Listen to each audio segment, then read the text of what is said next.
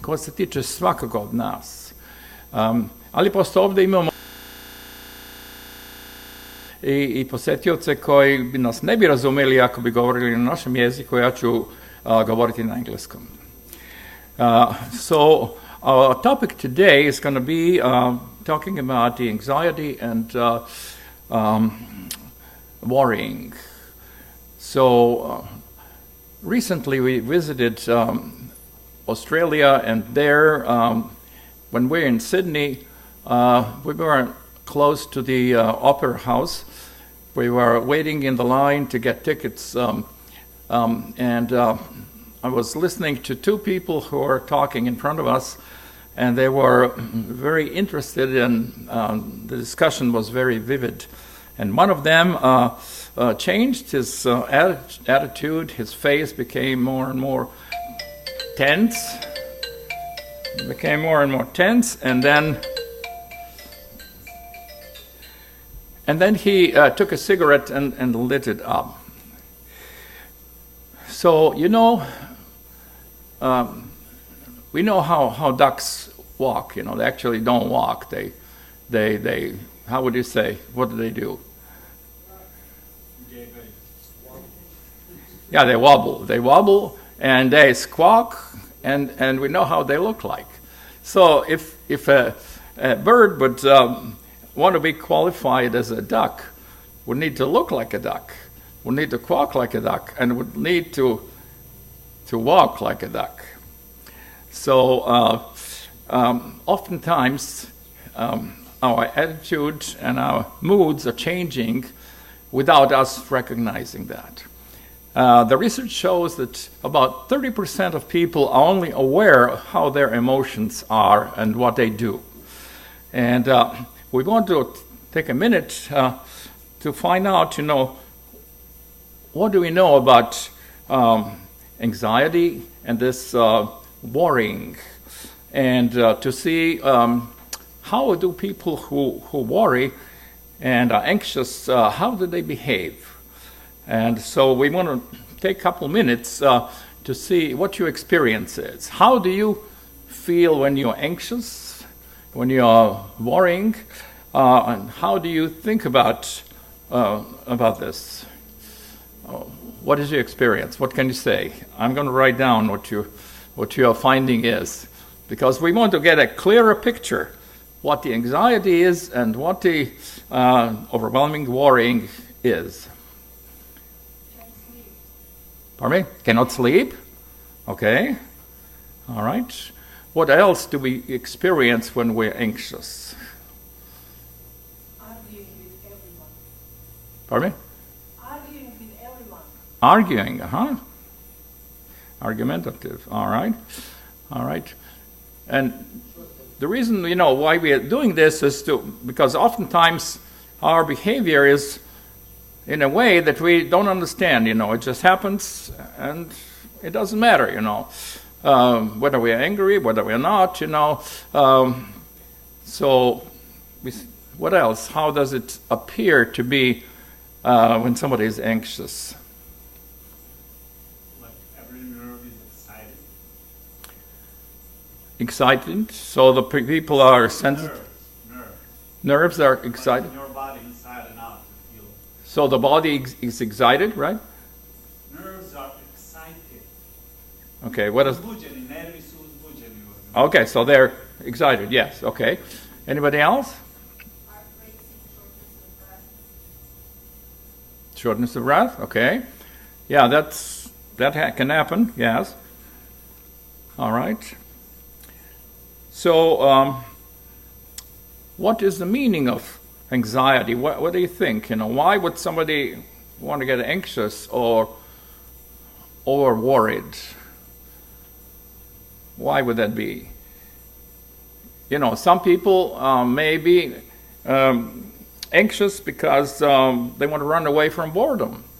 A lot of people are bored, so they want to do something to be excited, so that their day is not just boring. You know, something needs to happen that they enjoy, right? To the point that they may use some recreational drugs to help them to get get excited about something. Is it possible that somebody could be anxious and not know it? If we are worrying all the time and we're anxious all the time, that may become a habit, and we may not be aware of that. So, examples of anxiety and worry, anxiety primarily, we can see with this example that I brought in initially, smokers. Why do people light up a cigarette? Because they get anxious, they get nervous, they get tense, and they take it to calm down. Why do people drink? Because they get so excited sometimes, they don't know what to do. So they take the alcohol as their own medicine, to calm them down. And so we see that. Unfortunately, we know now that alcohol is stimulating the endorphins. And the reason for why people prefer this is because endorphins are the happy hormones. So it creates a state of happiness. People feel contented, happy. And they want to be that way.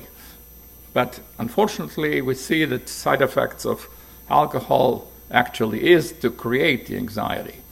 So it looks like it's going to help them to calm them down, but then it's not so complicated, and we know, how it affects the liver and the whole body.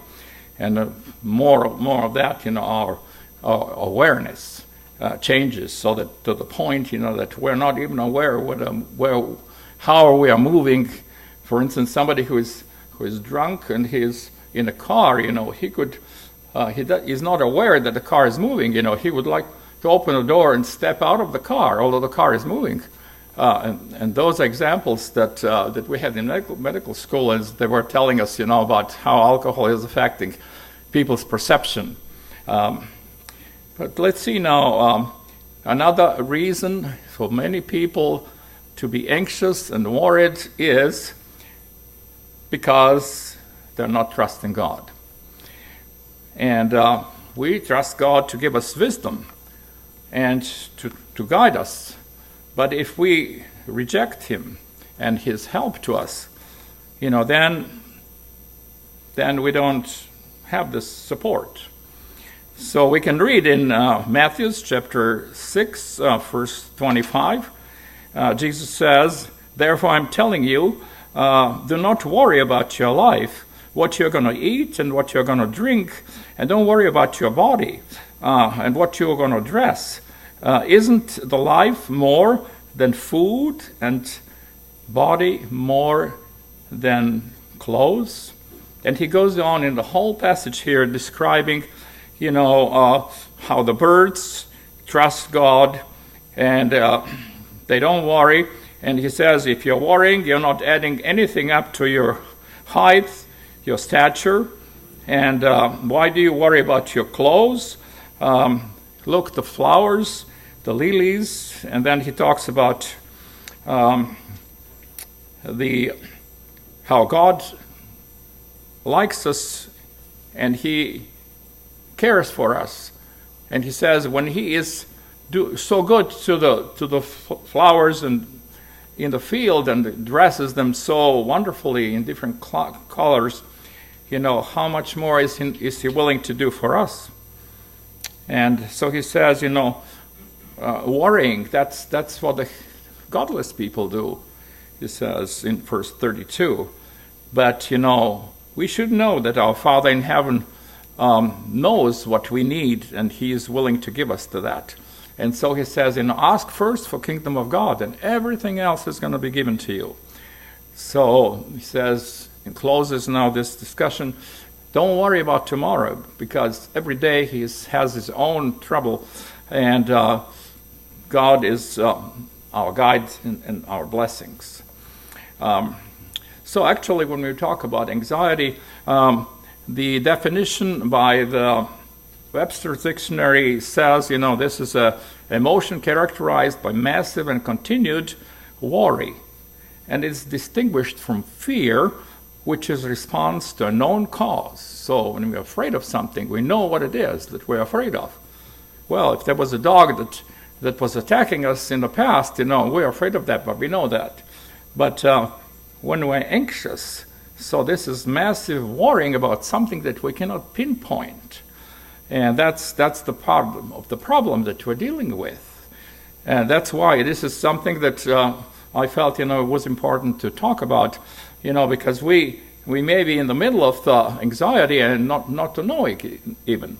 So it says basically that it increases the function of autonomic nervous system, and it increases the release of catecholamines in our system. So catecholamines are substances that increase the blood pressure, increase the pulse, increase the tone and response,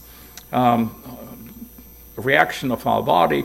And so because of that, it can lead to various autonomic responses, like we have claustrophobia, we have agoraphobia. Claustrophobia, somebody is afraid of closed spaces, and afraid of spiders. Post-traumatic stress disorder is part of this, If we have experienced something stressful, and we go in the past, later on, we may relive this situation. And this, as if we were reliving the same situation over and over again. And then we see actually the response to war and catastrophes is leading our body to release more catecholamines, and we are more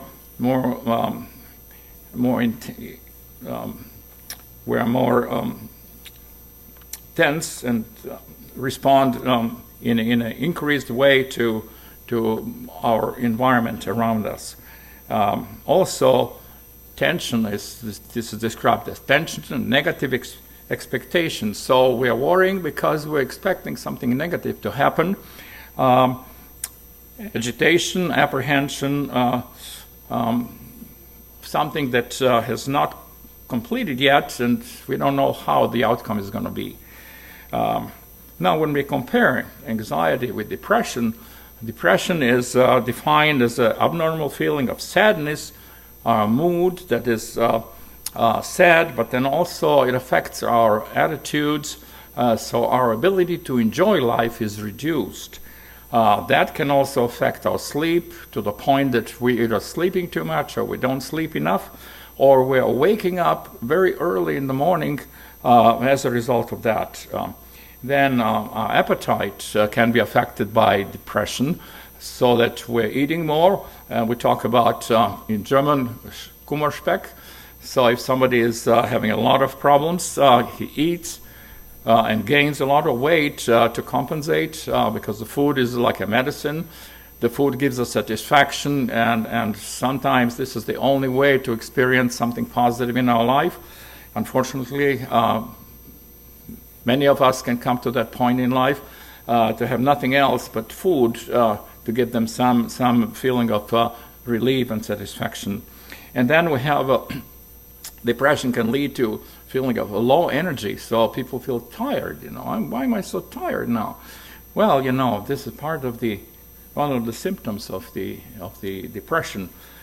Because of that, also the way how the depressed person is moving around is slow. Goes everything is slowed down like a slow motion. Because of the depression. So we see that, and that's why it was believed that there is a decrease of serotonin, which is necessary for normal functioning, and as a result of that, the chemical industry has produced the SSRIs, serotonin reuptake inhibitors, which means this medication is blocking the uptake of serotonin. So our blood is producing serotonin in our brain, but only certain substance, certain condition in a certain amount, and is absorbing so that there's not too much of serotonin there. And with the depression, there's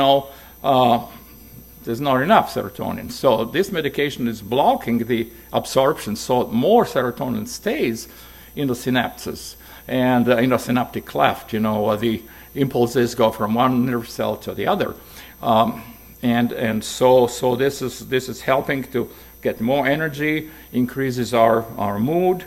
As a result of that low emotional state, also our self-esteem is low.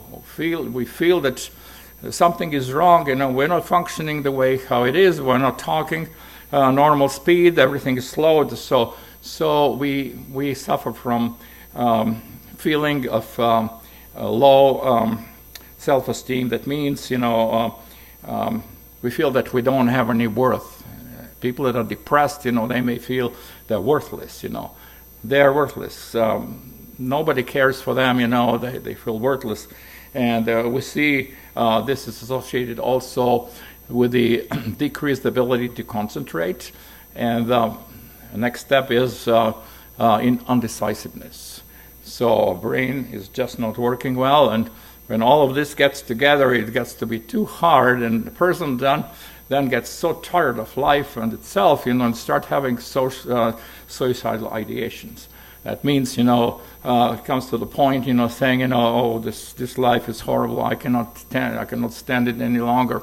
And so we wonder how come that people want to commit suicide. And the fact is that in the last several years, every year there is more suicides, and everybody is trying to change to the point to recognize more people who are in this kind of problem. And to give all the help that we can. And this is one of the reasons why we're talking about it today, because it can happen to anybody. We don't know why so many people are committing more suicide this year than last year. So it looks like it's a very random thing. It's like the fire in paradise. When we looked, the houses didn't burn from one end of the street to the other, but it was peaking. This house burned, this house not. These 3 houses stayed, but the 5th house burned, and so it was horrible. We don't know what. And some people even believe, that there is some pattern to that and some intelligence behind it. But we know that it is horrible when we have this feelings that our life is not working, it's not worthwhile, or that we are not worthwhile. And therefore, I want to encourage you to be aware of how people behave, how they look like, what their face is looking like. Are they expressing hopelessness? Sometimes people have facade, they smile and laugh and everything else, and behind there is a horrible hopelessness. And we have one of the famous comedians just recently a year ago or so, has committed suicide. And nobody was suspecting that he would do that, Doubtfire is one of the films that he made, basically making everybody laugh, how he was really helping this family and the kids really to be with him, and he was dressed as a lady that was taking care of kids, and his wife would not want to have any part with him, but Doubtfire is this particular lady that comes in there, and the children love her, and in fact that was him, finding a way to be together with his children. So we see how strong facade he had, So we need to investigate, ask ourselves, where do we stand in that, because statistics cannot help us to see what is leading these people to commit suicide. So we need to really fortify ourselves and be very clearly on where do we stand on that, especially because anxiety is something that is floating. We don't know exactly why. Why do we feel anxious about this? Why are we worrying? And so comparing anxiety with depression Yeah, what do you think? What is more common, depression or anxiety? Anxiety. Okay. Somebody else? Okay, 2-0. Anybody else? I'm surprised that the depression is losing. But I was surprised, really. Our last summit meeting at Weimar Institute, really the statement was made that the anxiety is more common than depression. And not only that, but the anxiety is more difficult to treat than depression. And I think the reason for that is because it is so evasive. We just get anxious, and we want to better understand, what are we dealing with this? It's like a fish, you want to catch, and it's already gone, So it is this the system that negative expectations make us concerned, make us have the apprehension about something, uneasiness. That's like can happen to anybody, But the fact is that anxiety is a stepping stone to other problems, because anxiety is an emotion, and the emotion has several characteristics. Like the mental characteristic of emotion is whether it is positive or negative, whether people feel good about it or not, whether does it make people feel good or not. So anxiety depends what it is involved, the problem that you may have that is coming through your head. It depends on that, whether you're going to feel good or not. But then there's a somatic component of anxiety, and that is that creates tension.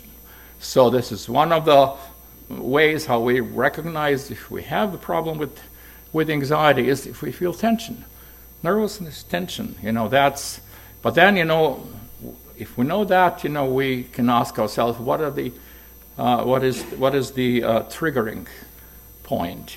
What is trigger? What is triggering this tension and the anxiety that we have? And when we discover that, then there are steps. We'll talk more about it later.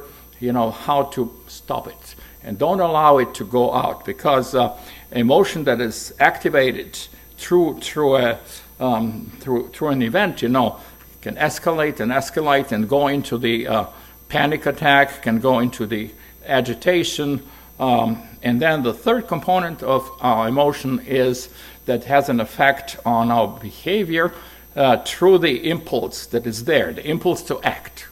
So if the anxiety lets go and to get stronger, it can really give us an impulse to act something, and we may say something that we really didn't want to say, but we did say. So we want to see now, besides that, we talked about comparison. So on one side, depression is the situation where we have consequences of something that happened to us, and we have emotional damage that we're healing, where we are recovering from.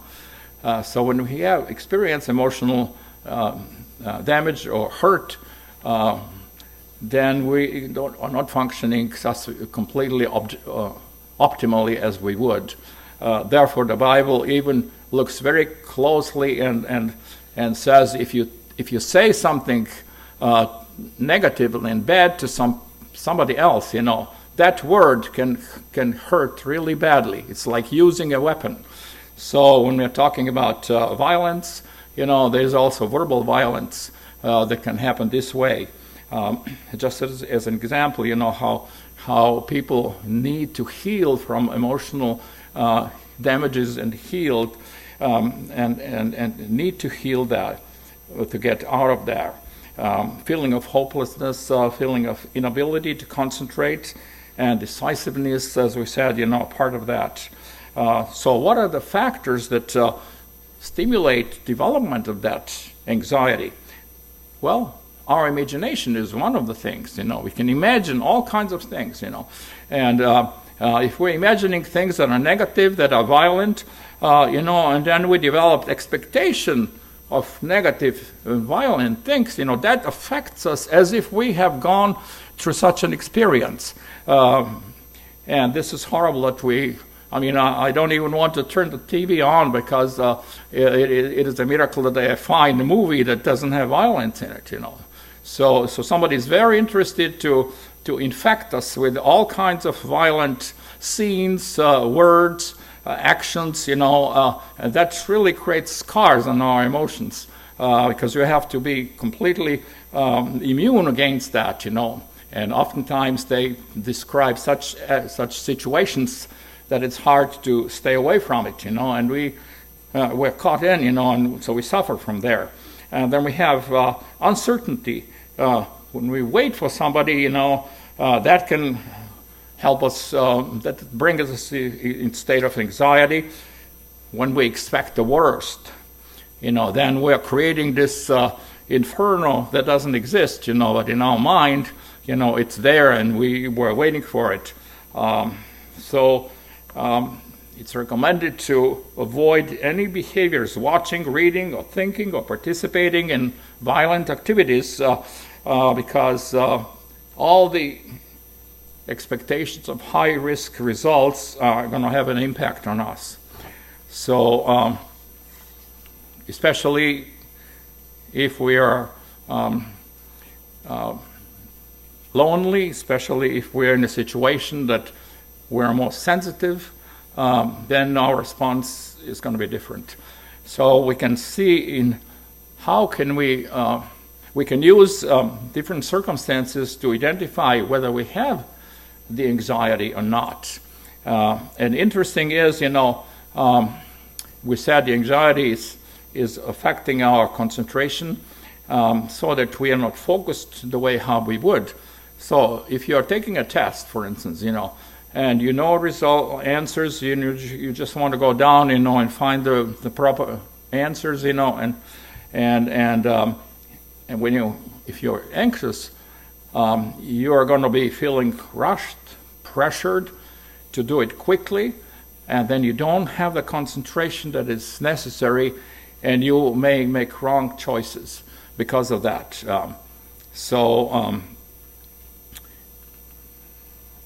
When somebody is in unexpected situations of difficulty, he starts worrying and becomes anxious. But if this is continuing most of the time, we have to ask ourselves, is this happening? How often is it? Is this state of worrying and anxiety something that happens to you very seldom? Or is it something that happens very often? Seldom, that would be once a week. Very often, it happens every day. Or is it happen more often than that at your every day? Maybe every couple hours, you find yourself in a state of anxiety, worrying about something. That is something that needs to get our attention and to see, what's going on and why. So we can feel anxious without reason, as I say, because it is anxiety by definition, is something undefined, There's something that we are just worried about that may happen, and people that say, what if this and what if this, and there's no end to what ifs, but this is one of the symptoms of anxiety, we're worried about something that we don't even know what to worry about. So it's almost funny, but we can develop such a habit. If we're anxious without reason, we don't know what to expect. And it may be subconscious expression of expected dreadful result of something. We may feel anxious and having a hard time to find out what makes sense in our decisions. So our decision-making process is affected. And then also we can say, and his example, for instance, is Peter. Peter is there. Jesus is, being arrested, and he is warming there around the fire. And one of the clerks there says, "You have been with him." And this is a situation that is unexpected and very unfavorable for him. How do you feel Peter was feeling at that moment? He's shocked, and so all of a sudden he's very anxious. He was worried what's going to happen to Jesus, what's going to happen to him, and we see how this worrying and anxiety has moved his focus, his concentration, to the point that he makes a wrong decision and then tells him, I don't know this guy, although his feelings are just on the opposite side. So we see how anxiety can make us act in a way that we really don't want because we're worrying about something. So we have the outside factors for anxiety, but also we have the inside factors, and that may be our previous experiences that make us more susceptible to respond to triggers. But actually, the essential factors we see here are our feelings and our thoughts, and the awareness and reasoning based on how do we see the life and our own situation in it. Is our life like a game, or is our life like a fight? So then all our behavior is going to live out that kind of picture. If a life for me is a game, I'm going to feel relaxed, everything is fine. But if my paradigm of life is it's a fight, then I have to be ready to fight all the time. And I may have provoke fights because that's part of my life picture. You see how it depends what we expect from life and what we see. But if the life is something else, like a fight, then or test, then we feel the whole life is like a test, and we are behaving like that. We had a very interesting example this morning. The mice that were there in this box, they learned that they cannot get out of it, and so even though that the borders of the box were lowered, later on, they could get out, but they were convinced that they cannot. And so the picture of life that we have and our position in that life is like that, that makes us respond as if it was like that, So one of the factors that we need to watch is really what is our paradigm of life. And so these impulses go through the limbic system in our brain, activate the impulses, the emotions, and then the emotions start firing. So the question is now, is our anxiety fired through our emotions or through our thoughts? So there are two schools of thought. One says because the emotions come from impulses, go through the limbic system, emotions get activated, so the emotions are ones that make us feel anxious. The other one says, we're thinking, cognition is in a prefrontal cortex, so from there the thoughts become conscious, and then they activate the emotions, and then we act. In both situations, it comes out to the point, that we act, and our behavior is dependent on that. And now attitude is another factor that influences this. Another factor that I need to mention here are cognitive distortions that come and act on those impulses. Those distortions are so horrible that really can twist our thinking, and actually it's a very interesting this translation of this thought distortions in Yugoslavian languages is izobličene misli. So if our thoughts have lost their meaning, they're something differently. So like one of them is all or nothing. So if I expect that everything I do is fulfilled 100% according to my expectation, then everything is fine. But if I didn't get 100% response as I wanted to, I failed. Example, you want to lose weight, and you decide not to eat any ice cream in the evening. And somebody comes here and offers you a little bit of ice cream. And now you know that you said you don't want to eat ice cream in the evening, but you're tempted, and now you say, oh, I could take one time ice cream. So you take ice cream, one scoop, and you eat and you enjoy this ice cream. And then later on you get a guilty feeling about it and say, well, I'm working here to lose weight, and I have eaten a little bit of ice cream, so therefore I'm a failure now. I failed. And because I failed, the whole thing doesn't make any sense. And because it doesn't make sense, then now I'm going to go and eat the whole gallon of ice cream. You see? So how we can get from little to more because of expecting too much from us. And then the other overgeneralization, if we take one negative thing, and we dwell on it, and it looks like everything is negative. Or a mental filter to say, we're filtering only negative things. Everything positive doesn't matter. For me, only negative things count. An example that we had we started tonight was, a lady that was always talking only about negative things. So she had this filter, just filtering out all the positive things. And then there's another one called disqualifying. That means you disqualify everything positive. Only the negative things count. Because that's what you pay for. The other one, the good ones, nobody cares. But if you do something wrong, then you have to pay for it. So that's why it's important to watch that, right? Then you have jumping to conclusions, mind reading, to say, I see, you're not greeted. You didn't greet me today when I came to church. So you have something against me. You hate me. See, this kind of attitude, I did not check out to see, is this true or not? But this is mind reading. So I'm reading somebody's mind and say, oh yeah, this person hates me. Or another thing to say, because this is happening now, I predict. No, I heard somebody said, there's going to be an earthquake. And I say, how come? Said, because I came here. This was a joke.